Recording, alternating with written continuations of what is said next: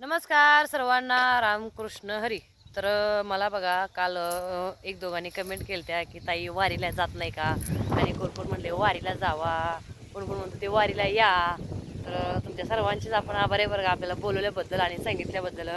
तर कसं आहे माहीत आहे का दादांनो आणि ताईंनो, आपल्या मागं नाही बऱ्याच प्रकारच्या जबाबदाऱ्या आहेत.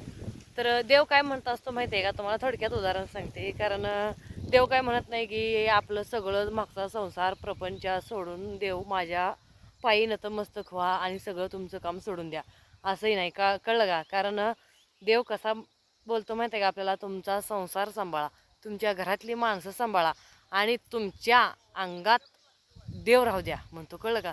देव कुठं आहे माहिती आहे का, आपल्या काळजात आहे. तो आपल्याला बघता आला पाहिजे.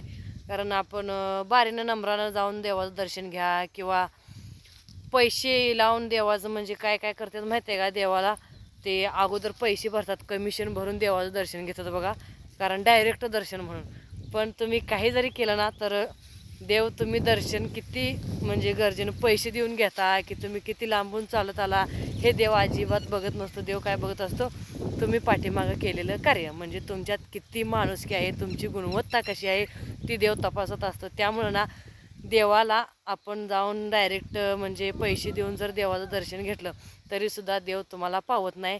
कळलं का? कारण देव जर पावायचं असेल तर आपण आपल्या घरातल्या माणसात देव शोधला पाहिजे, आपण त्यांच्यासोबत प्रेमानं राहिले पाहिजे, तरच तुम्हाला देव सापडतो बरं का. त्यामुळं